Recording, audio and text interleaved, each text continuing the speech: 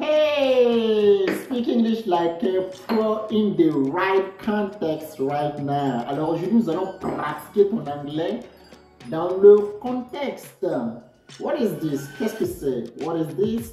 This is a water pitcher. A water pitcher, c'est-à-dire une carafe d'eau. What is this? This is a glass of water, c'est-à-dire un verre d'eau. Now, what is this action called? Comment est-ce qu'on appelle cette action-là ici? Le fait de verser de l'eau dans un verre, I am pouring the water into the glass. I am pouring the water into the glass. To pour, ça veut dire verser de l'eau dans un verre, ok? Le niveau de l'eau est en train de s'élever. C'est quasiment déjà full, c'est déjà rempli. Alors, le fait de remplir maintenant l'eau dans le verre, what is it called in English? I have just filled up the glass of water. Fill up. To fill up, ça veut dire remplir un contenant. Alors aujourd'hui, nous allons justement voir les verbes composés avec to fill, c'est-à-dire to fill in, to fill out et to fill up qu'on vient de voir tout à l'heure. Retiens ça que to fill up signifie tout simplement remplir un contenant. Qu'en est-il des deux autres, c'est-à-dire to fill in et to fill out? 140, un conseil de pro pour toi. Pour te rappeler de quand est-ce utilisé to fill in, rappelle-toi de ces gens d'exercices d'anglais qu'on nous donnait à l'époque. Tu as compris, n'est-ce pas?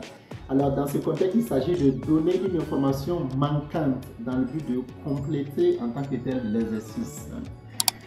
Donc, to fill in, ok, son premier sens, c'est de fournir une information manquante sur un formulaire ou encore dans un document. Alors que to fill out, rappelle-toi à l'heure de la première fois, il fallait que tu appliques pour un travail ou peut-être que tu dois appliquer pour un passeport.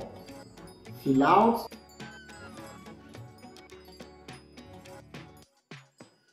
sera de remplir totalement, ok, le document ou du moins le formulaire qu'on veut que tu donnes.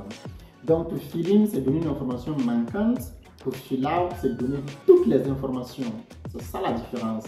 Maintenant, on y va avec la deuxième signification de to fill in. To fill in a deux significations. La deuxième signification, ici dans ce contexte, se résume au fait que tu dois, ou du moins que tu as la possibilité de remplacer ou de jouer le rôle de quelqu'un d'autre.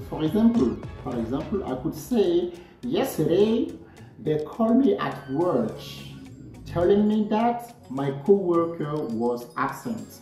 C'est-à-dire hier, ils m'ont appelé pour dire que mon collègue était absent. So, I had to fill in for my coworker. I had to fill in for my coworker. Donc, to fill in for dans ce contexte signifie remplacer quelqu'un, ou du moins jouer le rôle de quelqu'un lorsque cette personne en question est absente. Got it? Alors, en résumé, rappelle-toi que cette action, c'est to fill up. To fill up, c'est-à-dire remplir le contenant. Et to fill in, il s'agit tout simplement de donner une information manquante dans un document ou sur un formulaire. Et to fill out, c'est donner la totalité des informations requises. Donc, c'est fini pour la leçon d'aujourd'hui. Thank you so much for watching. And please use one of those phrasal verbs, okay, to fill in, to fill out, or to fill up using an example in the comments below.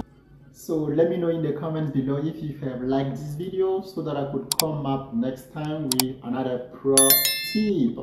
Thank you. Love you guys.